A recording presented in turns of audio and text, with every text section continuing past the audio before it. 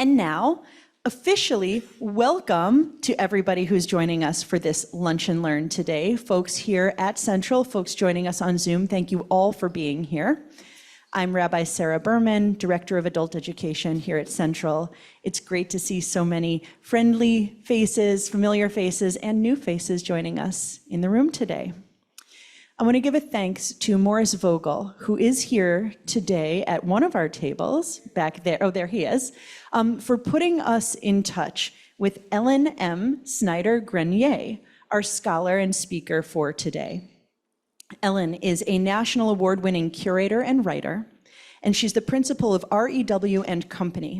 She directs research projects, develops museum exhibitions, and writes on urban history with a focus on social justice. Today, we get to hear from her about all of her expertises. She is the author of an award-winning history of Brooklyn and is a fellow of the New York Academy of History. Ellen is the author of The House on Henry Street, The Enduring Life of a Lower East Side Settlement. Ellen, thank you so much for being here with us. Thank you.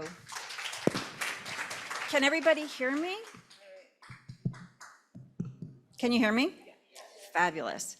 Thank you so much, Sarah, and thank you, Marina, for inviting me. It is an honor to be in this absolutely stunning setting with all of you and to be able to spend a little time together. I wanted to mention that because everything will go right into another Zoom, if anybody has questions at the end of the program, I'm happy to chat at the back of the room. I came to know about Lillian Wald and Henry Street settlement when I was hired by the settlement to do an exhibition and a publication and a web exhibit in honor of their 125th anniversary.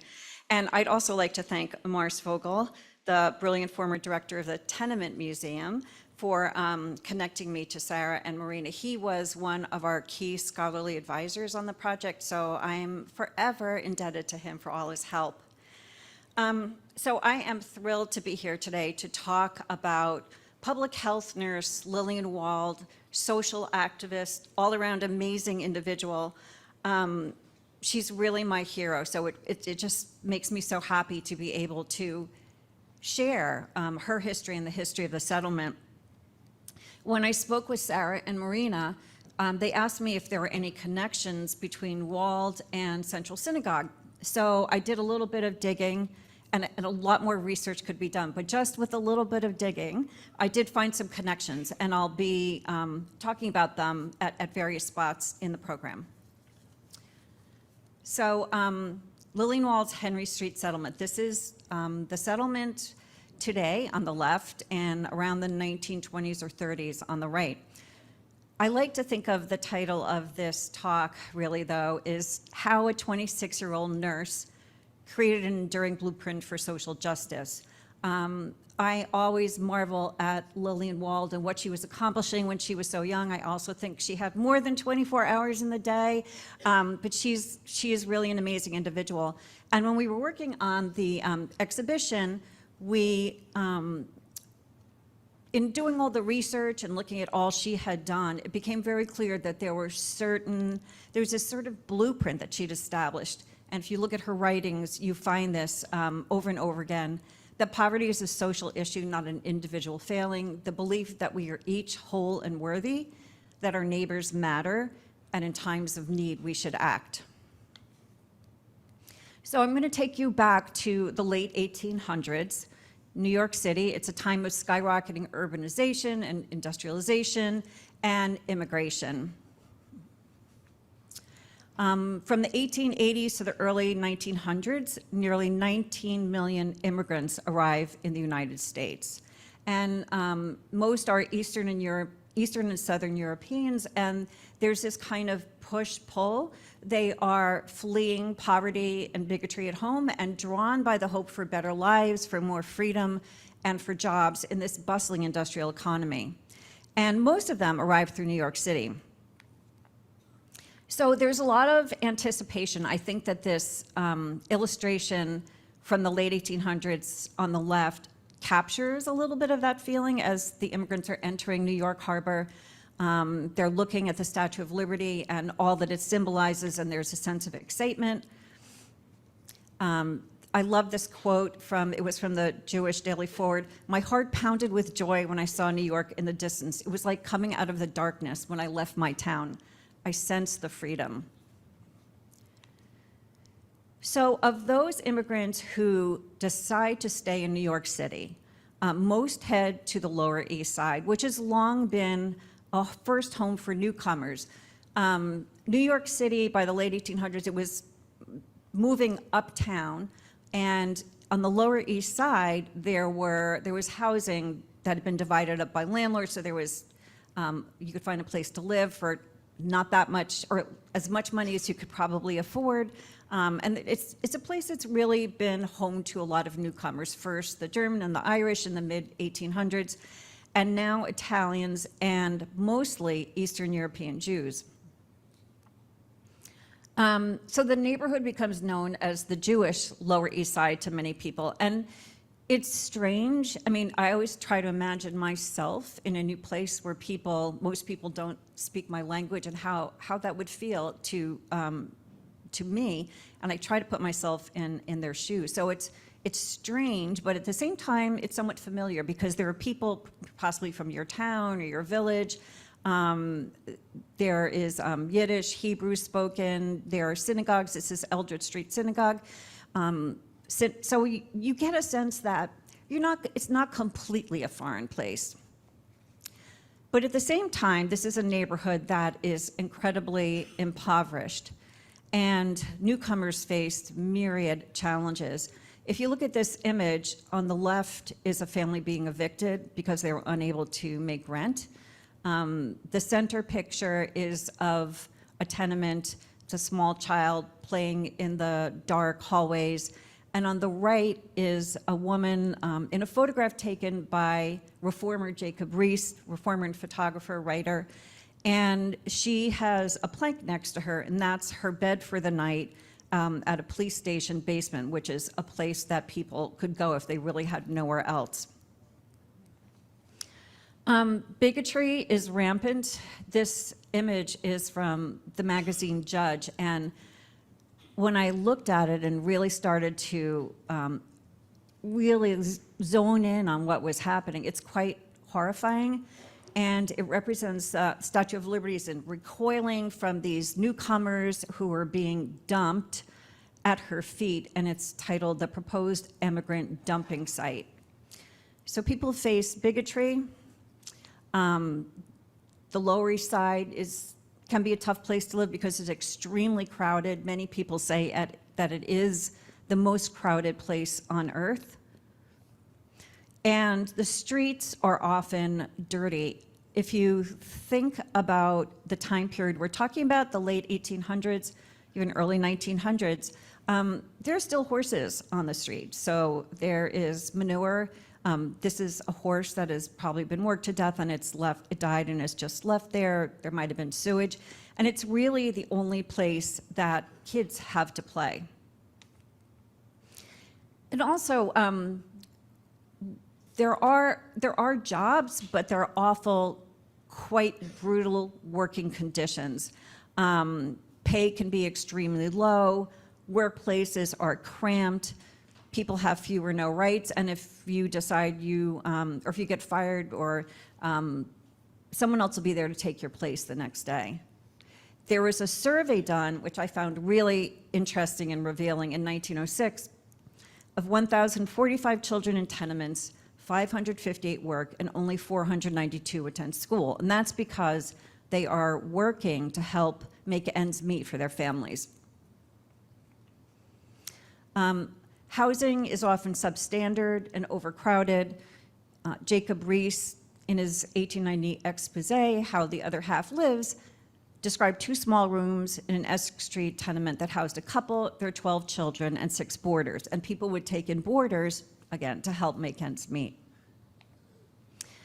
And sanitation is poor. The toilet might very well be in the back. You would have possibly no running water in your tenement, and it's really hard to keep things clean because of this. And all of these problems really impact public health. So This photograph, I think, is really kind of horribly sad and evocative. The interior dark bedroom is where tuberculosis breeds. And the infant mortality rate on the Lower East Side is 1 in 10. And again, because I think about with, especially with COVID, right? If we were all squished together really tightly with people who are going in and out all day, we would all be getting sick. And this is what these individuals have to deal with. There's also the hazard of fire and burns. This is a lithograph, and if you look at the lower right, that's a tenement. It's on fire, and someone's getting ready to try to leap to safety from their burning building. So that's also a threat because the housing is so poor and because it's been subdivided, fires can happen and they can spread quickly. And then if you are someone who has few financial resources and you get sick, you're likely staying home if you're not trying to make it to work. Hospitals are available, but they're typically kind of a place of last resort for the poor. And there are doctors who visit people in their homes, but you have to be able to afford that. And the other thing is that people also, if you go into the hospital, imagine this, like if you're the breadwinner, there's nobody to take care of your children, what do you do? So it can really send a family into ruin. So how do Americans respond to this? Well, there are different reactions. So government is, at this point, largely leaving problems to individuals and to charities. So think about it. There's no safety net. There's no Social Security, no Medicaid, no Medicare, no welfare, no unemployment benefits. Conservatives blame those who are poor, and they say they're poor because of their own failings. Either they're immoral, or they're too lazy, or they're too drunk, and that's why they're poor. Leftist radicals call for revolution to overturn class inequities. Now, progressives blame something else. They blame the physical, economic, social, and moral environment. And they say it's the environment that is to blame. And they seek government help to try to alleviate poverty. And among these progressives are people called settlement house workers. The first settlement house is founded in East London in 1884. It's called Toynbee Hall, and that's it on the top, and East London on the bottom. And they soon spread. There are 6 in the United States by 1891 and 400 by 1910, and most of them are women-run. So what do settlement houses do? They're established in impoverished immigrant urban industrial neighborhoods.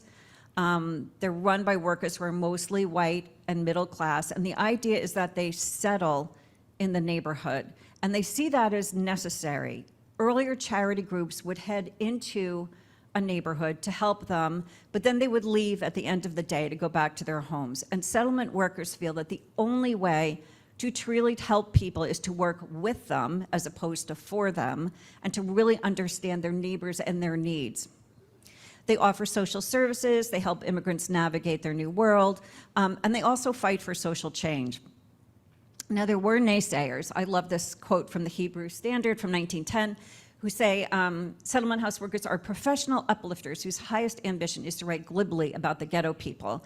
And if you see this image, it's a well-dressed woman, and she's there with her driver, and she's trying to give something to this woman who lives in rather, not the most expensive surroundings. And I should say that settlement houses have gotten a bad rap by historians because many of them really tried to Americanize the people they were helping. But I have to say that Henry Street was different. It was, and you'll see as we go along, it was really much more about working with people and not trying to Americanize them. Lillian Wald was a universalist, and she really was someone who just wanted to cross boundaries. So it's different. So let's look at Lillian Wald. This is her in a photograph when she was in her mid-20s.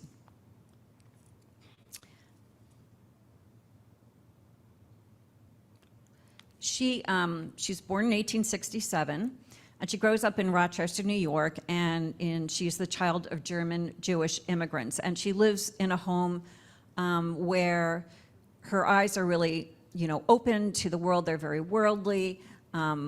She has a great education, and it's expected by her family, for someone she's middle class, that she would become a wife, a homemaker, raise children. There is no expectation that she would or should have a career.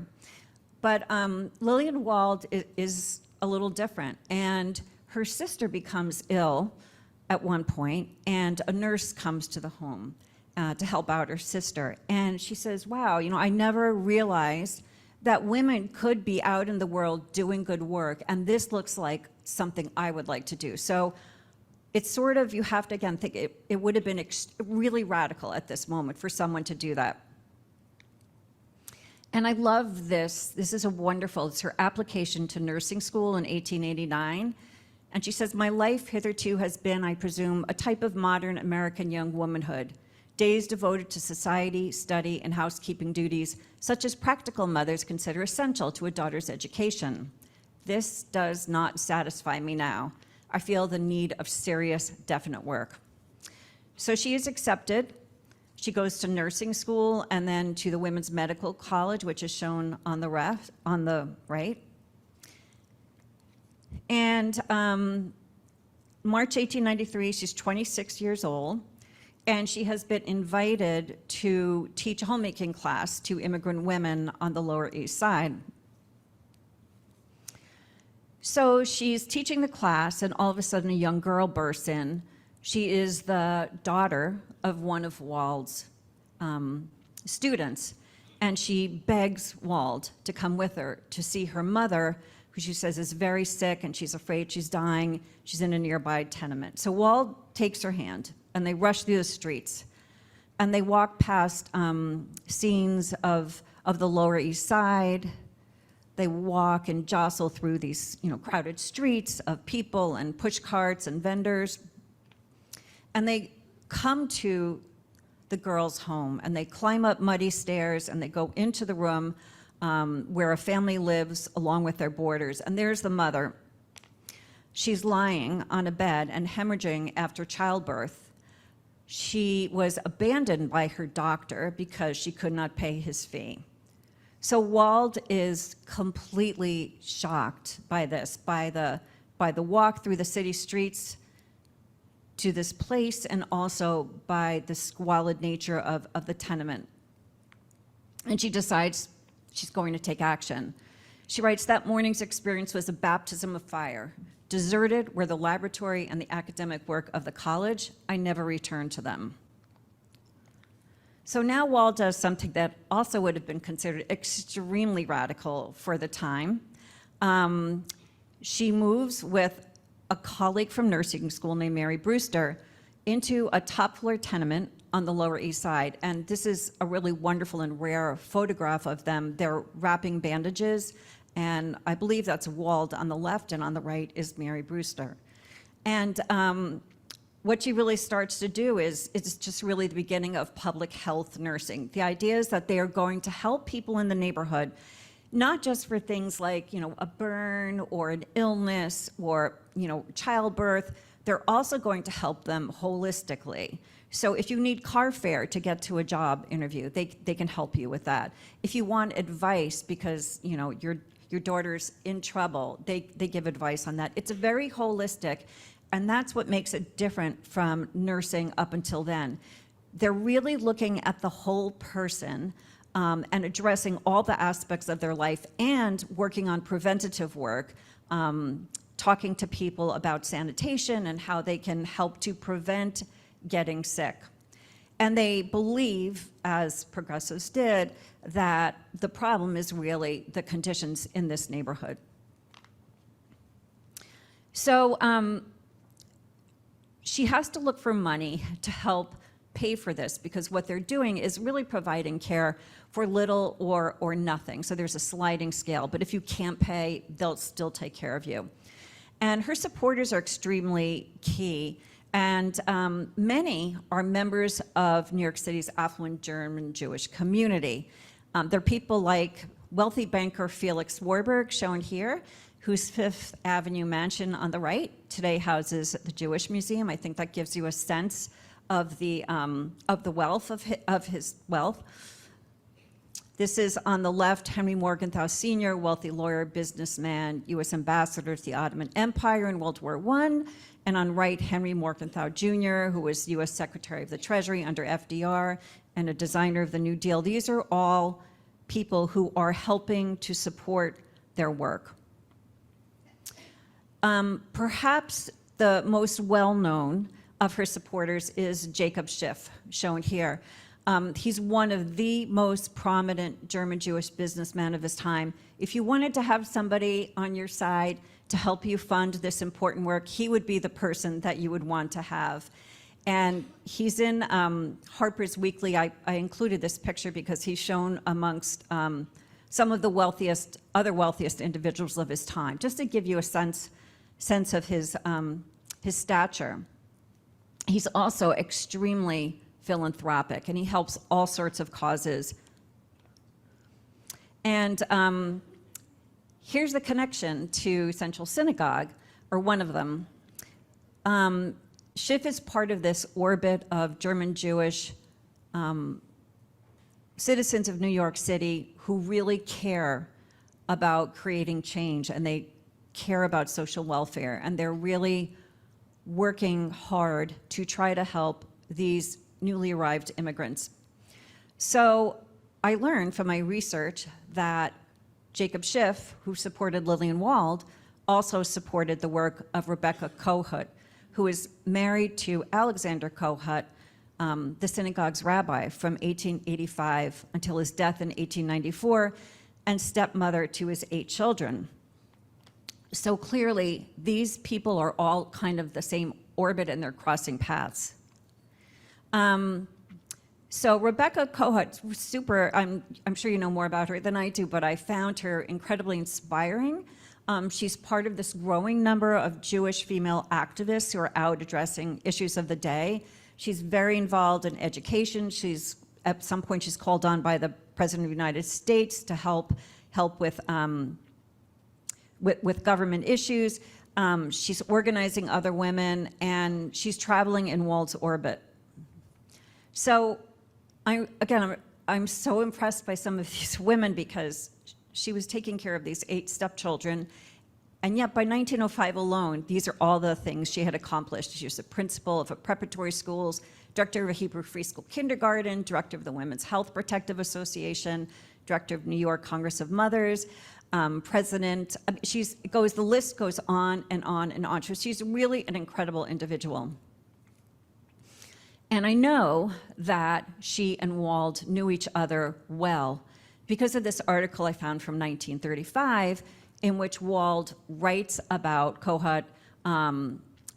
There was a Jubilee dinner that was coming up to raise money, and she was being honored. And this is what Lillian Wald says about her. She says, Rebekah Kohut, she represents the ultimate in 2 things: unselfish and devoted service in the field of education and social work, and abiding and everlasting faith in the Hebrew tradition as a way of life. And she talks about how she first met her in 1894. Now, that's just 1 year after she moved to that top floor tenement. And she talks about how she felt that Rebekah Kohut also felt that incredible pull to help these newly arriving immigrants who had been come to the United States and were often exploited and had, as she put it, poor impressions of the land of the free. And I love this last line. Walt says these new immigrants needed renewed demonstrations of democracy and needed friends. Mrs. Kohut was one of those who answered the call. So I'm going to go back to Jacob Schiff, again, someone who knew both these women, who was Lillian Wald's main supporter. And he wrote in her guest book at one point that his association with Lillian Wald was the thing that and Henry Street Settlement was the thing he was most proud of.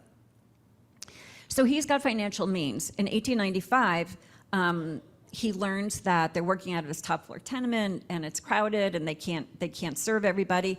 He purchases a permanent home for them at 265 Henry Street.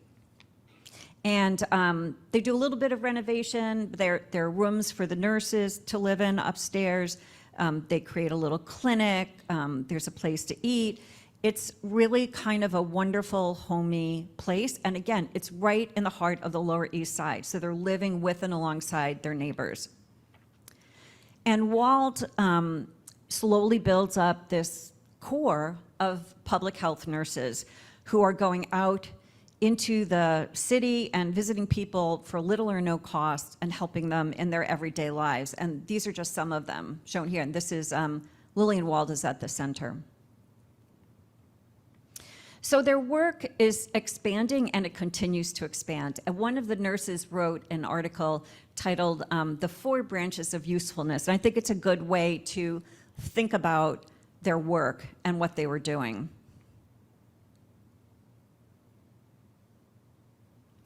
So the first branch is the visiting nurse service, and this is really an iconic photograph, and I've given talks for public health nurses, and they all love this photo, and I can see why. So here's a Henry Street settlement nurse.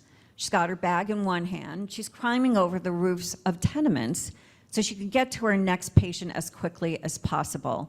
And in fact, these nurses, they went all over the city. They were very proud of the fact that they never refused a call. They would go out onto, a houseboat, over a tenement rooftop, visit people right where they were. And what was really extraordinary is that because they're going into people's homes all over the city, they're also doing research and they're understanding what people's problems really are. And they can see what issues need to be addressed and think about how they might help them. In 1907, the New York Times did an article about a day in the life of a Henry Street settlement nurse. And I'm going to share a little bit about that because I think it really captures just the amazing work that these people were doing. So the reporter follows the nurse, and her first patient has pneumonia, and it's on a houseboat. So the nurse goes there and she, takes care of them, helps them out a little bit, cleans up their apartment a little bit. Then she goes to another site. So now she's going to see a newborn baby and the mother. And what's happened is the mother's husband has just died, and she's left to take care of this newborn infant. So the nurse helps her and shows her how to take care of the infant and how to clean the baby and gives her a little moral support. Then she goes to another place to see an elderly man who has leg problems. And she remarks that, he has leg problems, but I think he really just needed a little friendly gossip. So there's a social aspect to what they're doing. Then she goes to visit an elderly woman and her son, and both have medical issues, so what the Henry Street nurse does for them or provides for them through other channels really helps them to stay at home together. Next, she goes to visit a home with a husband and wife and a daughter. And the husband is dying, and the wife is extremely distressed because she wants to be able to stay home and take care of him, but she's afraid to not go to work because she's worried that if she does, she'll lose her job, and then when he dies, she'll have no way of supporting her and her daughter. So the nurse leaves, and it's like only lunchtime now, lunch, and then she takes her afternoon round. So she goes back to see the pneumonia patient, and she calls into the office and says, I think you should send a nurse for the night because he's not doing well. She goes to visit a young girl who's sick, and she helps her mother understand how much medicine to give her and how to administer it. And she brings some flowers to brighten up their apartment. Then she goes back to the mother and baby to check on them, back to the pneumonia patient, and then she has this inspirational idea, and I think this really gets at how they were really looking holistically at their patients. She has this idea that she will have the settlement hire someone to take the wife of the dying man's job until he passes away, holding that job for her so that she can be with her husband in his final dying days. So Henry Street branches out, so they're at 265 Henry Street, but they also have nurses who go into different communities. This is a Chinese nurse who was serving constituents in Chinatown. They created 2 branches. She wanted to extend the settlement services into neighborhoods where they were largely black, where black populations were most concentrated. So they created Stillman House on the Upper West Side and also a branch in North Harlem. And this is Nurse Marion Pettiford on the right in front of the Harlem branch. They also had clinics, on-site clinics, and this is, I think, one of my favorite historical photos that of any project I've ever worked on. I just love these little babies. But so there were things going on always at the settlement. So the nurses grow in number. Now, Mary Brewster, who started Henry Street Settlement with Lillian Wald, only stays for a few years. She had some health issues. So it's Lillian Wald then is recruiting more and more people, and they're growing in numbers. And again, never refusing to take a call. And this becomes really difficult when the Great Flu, sometimes called the Spanish flu, hits in 1918. And all of a sudden, there are calls for the nurses' service, and people are getting pneumonia. There is no cure for this flu. Really, the only thing possible to do is to give somebody really good nursing care. So the nurses are in incredible demand. They're working almost around the clock. And Lillian Wald says, our entire staff is nursing influenza and pneumonia cases. The pneumonia follows the influenza. We're doing the best we can. Nobody is hysterical. And she talks about how even the supervisors are carrying the nursing bag. They're going out. And the other thing she does is she's asked by the city to bring together other nurses and hospitals and groups to find volunteers to help meet this incredibly massive need that they have. And I love this advertisement that Henry Street puts out. It's called A Stern Task for Stern Women. And it's really, they're asking for help, for volunteers. And that the answer, if people are to continue to survive in the city through this, that they're really going to need women. They say, will you help? Will you be one of them? Will you be of service? So she does an incredible job of that. And it's before long, the Spanish flu subsides, just like COVID has subsided today. But it really took a terrible toll. So the second and third branches were social work and country work. And social work, they mean mostly socializing. So it might be clubs. Here are some kids, they're lined up to go off to summer camp. Henry Street operated summer camps for children because she believed that kids should be able to get out of the city in the hot, hot summer.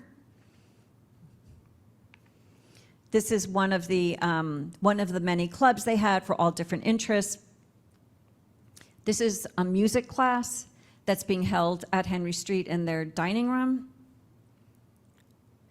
And this is a wonderful image I came across, which I consider another, I think it's really priceless, that really suggests how beloved Wald was, and also how she was working really hard to bridge divides and find commonalities. And in fact, all of these classes and programs, she would say, yeah, they're about the activities and the programs and getting people off the streets, but really they're about helping people from different parts of the city, different parts of the world, get together, meet each other, and hopefully find out that they're not really all that different. So this is an incredible cartoon. I don't know if it was, I have the feeling it was probably, maybe created by a nurse, but here we have Lillian Wald as the settlemental queen. And this picture I love too. It gives you a sense of what she was like behind the scenes. It says she's wearing her lady overalls to paint. Here she's shown at the dinner table. So apparently her practice, she often brought people together for dinners to exchange views, and she was known for tossing a salad and throwing out questions to people. So she kept it kind of informal and loose, like tossing her salad, but then saying, have you seen what's going on in that tenement? Have you been to City Hall? What's going on with the, the issues of healthcare here or there? So she was always really just trying to bring together great minds to find solutions. But I just love this. I also wanted to mention a really poignant story. You really get a sense in reading some oral histories that were done with people who were at Henry Street as children. And one of those that I read was by a gentleman who talked about coming from Minsk, Russia, when he was 4 with his mother, who was single, and she had to work. When he was even that young, he was left home alone until his mother came home at the end of the day. They couldn't afford a coat, so he would wear lots of sweaters, and he talked about how they couldn't afford shoes, so one day they walked blocks and blocks and blocks and blocks to get to a place, a charity site where they would give you, you could get free shoes, and they didn't have any shoes for boys, but they had a pair of women's shoes that were small. So they took those, and his mother painted them like purple or something just to make them look darker. And he talked about how he would go to school, and whenever he had to be up at the chalkboard, he would try to hide his feet one behind the other because he just really felt so self-conscious about that. So he felt a little bit like an outsider. And he says, when I went to Henry Street, all of a sudden, I had all these friends, and Lillian Wald would come down and she'd talk to us, and he said we called her Mother Henry. So she was this really maternal figure who brought together all these people and really helped them feel that they had a place in the world and that they were safe at Henry Street. The other thing that Lillian Wald believes is that the arts are important, that life should not just be, just about, helping with illness or helping with making your home a better place, that you really needed something to lift your spirits. So in 1915, they opened what was called the Neighborhood Playhouse, and this building is still here. The arts are still really important at Henry Street Settlement. And I know I talked a little bit earlier about her really honoring people's cultures. So if you look at some of the programs for what they did, it's you'll see they're in Hebrew, they're in Yiddish, they're performing things that are considered both American, but also they're having programs, concerts, plays that are about the homeland that people came from. And she's a huge supporter of immigrants, where many people are deriding immigrants. Newspapers say, oh, they're dirty and they're just ruining our country. And she's always talking about the wonderful vitality and lifeblood that they bring to the country. And she says here, the immigrant brings in a steady stream of new life and new blood to the nation. And she was very, very committed to honoring that. So the fourth branch is social activism. Again, progressive settlement house workers believe that it's not just enough to do the work, but that you really need to try to change the system, because there was very little government support for people who are in poverty. So they're very much activists. And Lillian Wald says, from the root of the old gospel, another branch has grown, a realization that the call to the nurse is not only for the bedside care of the sick, but to help in seeking out the deep-lying basic causes of illness and misery, that in the future there may be less sickness to nurse and to cure. And I think that really sums up what they're doing with their activism. So they, like other progressives, they believe that a good life is rooted in a healthy environment. Lillian Wald goes to City Hall, she goes to the White House, and she speaks out, she has a voice. And I wanted to get a little bit close up on this photograph here that I showed a couple slides ago. So this is Lillian Wald here, and I love her hat. And this is Jane Addams. Jane Addams was the head of a very well-known settlement house, Hull House in Chicago. And the two are in Washington, and they're speaking to reporters. So This would have been a very unusual photograph for the time, for two women to be speaking and all these men to be listening to what they had to say. But at this point, by this point, Lillian Wald is a renowned individual. She's known nationally, she's also known internationally, and so is Jane Addams. So she's speaking out and using her platform to create change. People talk, when I read, people who knew her, I read oral histories, apparently she had a real human touch. They did research to bolster the things that she was saying. She used to talk about how, when she was talking about an issue about, tuberculosis, she wouldn't just say we have to fight tuberculosis. She'd tell you the story about little Simon, who has tuberculosis and he's failing, and what can we do to help him? So she was always using that kind of entry point that really got people in their hearts. She really sees herself as an interpreter, a bridge across divides of class, gender, religion, and ethnicity. And I had mentioned how she brings people to the table. As she's acting as this interpreter and this, bridge builder, they have dinner here. This is a room that you can still see. You can visit the Henry Street Settlement today. You can see the exhibit. You can see the dining room. And this is Lillian Wald down here, seated at the table. And here she is with her salad.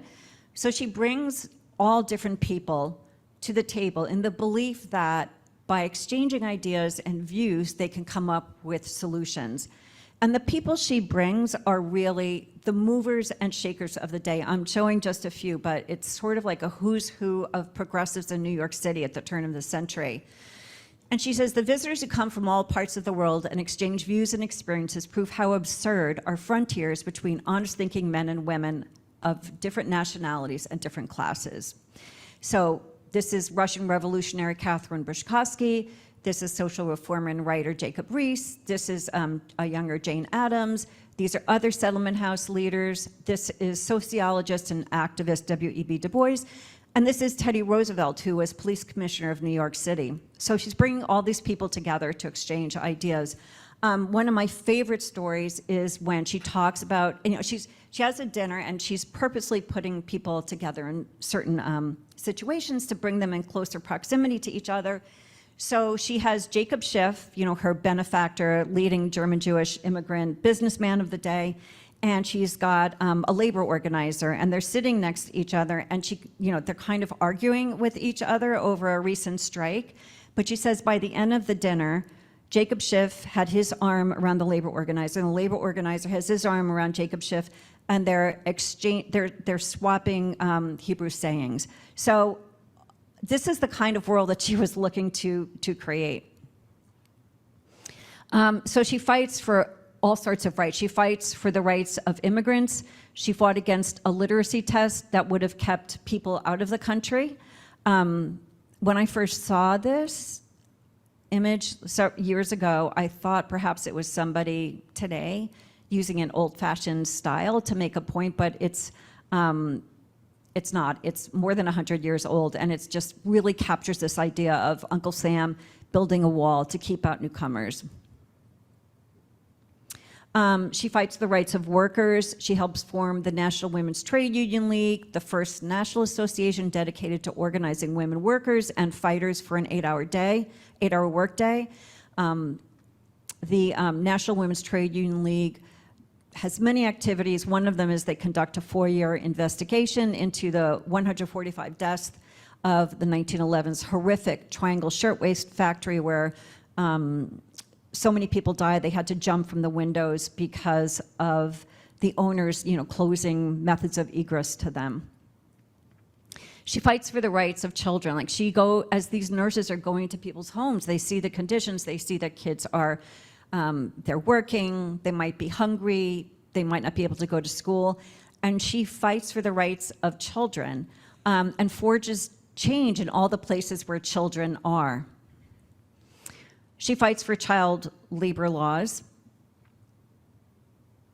And another central synagogue connection, she also helps to create the National Child Labor Committee, along with Stephen S. Wise, who from 1923 to 1925 was the rabbi at Central Synagogue. And you can see here's the Board of Trustees of the National Child Labor Committee. Here's Lillian Wald, and here's Stephen Weiss, and here's Jane Addams. This, if you were to take each one of these people and look them up, you'd find that these are the real movers and shakers that are creating change in New York City. And the National Child Labor Committee, the work expands and eventually becomes the Federal Children's Bureau. And it's really the first federal agency in the United States to focus only on children.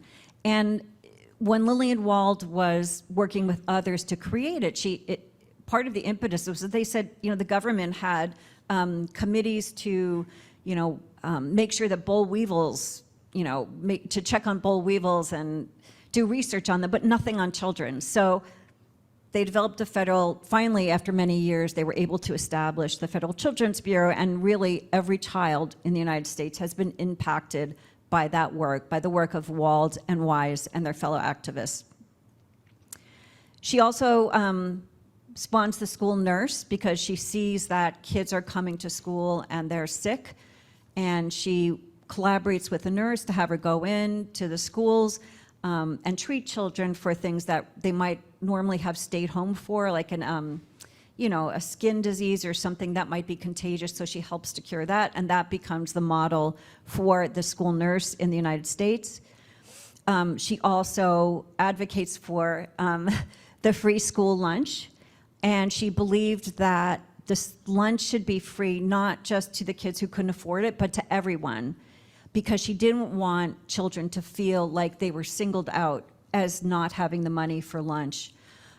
She also helps to establish special needs classes in New York City. She works with a local teacher to develop new methods for kids with special needs, and that expands and becomes what is really widespread today. And she also helps create playgrounds, including the first municipally funded playground in Seward Park, because she believes that it's a child's right to play. She also fights for the rights of women. She marches for the women's right to vote in New York City. She marches for peace when World War I breaks out, because she believed not only did war create destruction and destroy lives, but it also siphoned resources off from all the necessary work that they were doing on the Lower East Side and throughout the city. She also was a board member of the National Association for Colored People, and she spoke out against the horrors and injustices of racism. This is the headquarters of the NAACP with this really horrific sign documenting that a man was lynched yesterday when the birth of the nation was going to be shown in New York City, which is horrible depictions of African Americans, just incredibly racist. She went with other board members of the NAACP, including Rabbi Stephen Weiss of Central Synagogue, to try to get the mayor to close down the movie theater. Unfortunately, they weren't successful. So Lillian Wald in 1933 retires, and then Henry Street hires a really amazing woman, Helen Hall, who'll be a whole other lecture. But what's great about Lillian Wald is she was always about changing with the time. She just, when she's leaving, she says, we're ready to go on, but not with a fixed program, but moving with our times and responding to the needs of each time period. She dies in 1944, and there are newspaper headlines. There are glowing tributes to her from the president, from around the country. And she's recognized as being one of the preeminent social workers, public health nurses, and social activists of her time. In 1944, the visiting nurse service breaks off because at that point, Henry Street had become more of a social welfare organization, providing more like social, they were more like social workers, and it had just gotten way too big, and the new director was not a public health nurse. So that broke off, but Henry Street settlement continued. And in an ideal world, we wouldn't need Henry Street settlement, but the reality is that we still continue to need places like it. And Henry Street carried on in really incredible ways, using her blueprint for action of this idea of taking action and helping your neighbor and bridging divides. They helped develop new housing in Manhattan. When drug addiction became a serious problem in the 50s and 60s, social workers did research and talked with addicts and their families to learn more about how to help address the issue. They developed an incredibly, really innovative anti-poverty program in the 50s and 60s that actually brought, this is the head of Henry Street Settlement, Bertram Beck, after Helen Hall. And here he is with Robert F. Kennedy, who had come down to Henry Street to the Lower East Side to see the kind of work they were doing on anti-poverty because it was so impactful. The arts remain important, and in the 60s in particular, Bertram Beck, as Henry Street always had, really looked to who was in the community. So whereas before it had been mostly Eastern European Jewish people, as the neighborhood's changing, it's becoming more diverse. He has programs for the Latino community. This is Woody King Jr., who's very well-known director. He started the New Federal Theater at Henry Street Settlement, and they brought really groundbreaking shows. Denzel Washington sort of got his start at one of the programs at Henry Street Settlement. The other person who also got a start in the arts program was Jerry, he was Jerry. No, I can't believe I just blanked on his name. I'll think of it. His son is an actor, and Stiller. Yes, thank you. Thank you. So Jerry Stiller got his start down there. In 1972, Henry Street found something really innovative, the Urban Family Center. It's the first sort of holistic apartment-style temporary shelter that has actual on-site social services to help people. That opens. If you watch The Crown, you probably know that Lady Diana visited in 1989. It was her first solo visit to New York City, and she knew that the press followed her wherever she went, so she wanted to go places where she could draw attention to them, and she saw Henry Street as one of the best social service agencies in New York City, and she came down and she visited and she went to the child care center, and of course they were ecstatic. Hurricane Sandy, this is David Garza, who's the director now, helped deliver supplies to people. When COVID hit, they pivoted completely and responded to the need. And it continues on. These are just a few scenes of people, clients or people who are working at Henry Street Settlement. And those lessons very much continue to endure, that poverty is a social issue, not an individual failing. We're each whole and worthy, neighbors matter, and that in times of need, we should act. And I encourage you, if you're interested in ever visiting, be sure to contact them. Go on the website. There's the on-site exhibition. There's an online web exhibit that has a curriculum, and it also has a walking tour that my pal Janet Roswell, sitting over there, helped create. And you can even get tours. You can see the dining room. It's really an amazing and very inspiring place.